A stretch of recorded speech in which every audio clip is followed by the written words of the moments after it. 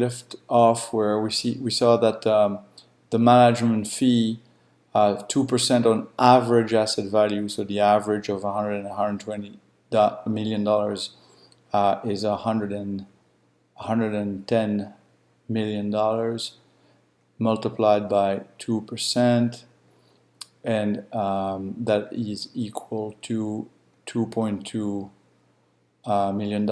And then the $2.2 million are paid to Vanessa, or the management company, and what's left in the fund after this has been paid is $117.8 million.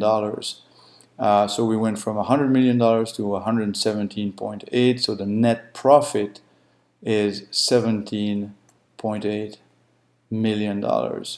And we, in our example, the management company gets 20% for performance, which is equal to $3.56 million.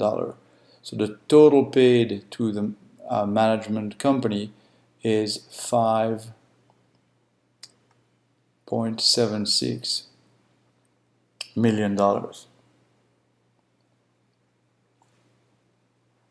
And so what's left after that payment into the fund, into the general partner, is $114.24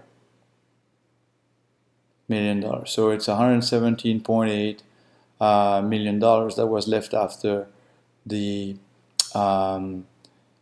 management fee was paid, and then we're taking out another $3.56 million for the performance compensation.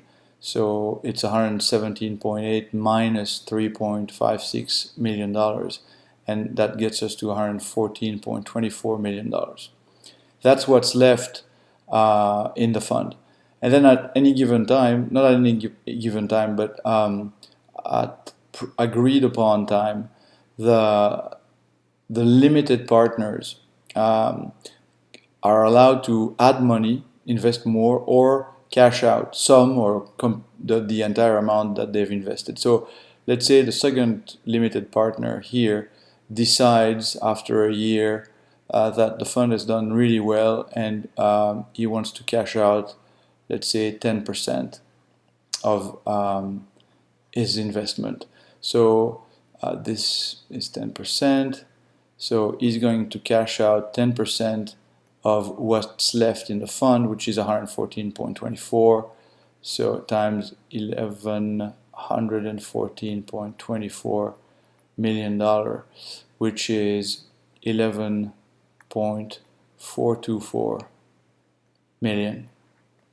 So the 10% of what he had at stake at the beginning of 2014 would have been $10 million. 10 million. And at the end of 2014, because the fund went up 20%, but we had to pay a management fee and another compensation to the management company, or to Vanessa, what the $10 million became $11.424 million. And I think that's like roughly, see, what is it? It's about, I think it's about 14. I calculated that earlier. I think it's about 14% return for the limited partner. So they're limited because they do not make any decisions with respect to the strategies, the investment, etc., etc. They contribute money. They have money available. They invest money because they trust the management company or the general partner, so the reputation of the management company or the managing partner is very important. Now, with this kind of structure of compensation, where a management company or a managing partner can get 20, maybe up to 35% based on performance, there's an incentive, a huge incentive to take a lot of risk, right? Because the worst that can happen is the managing partner could lose 10% of his or her investment. That's what he or she has at stake. But they get 20+% of the upshot in case there's growth. And as a result of that, of this asymmetric compensation, which is not just in hedge fund industries, right?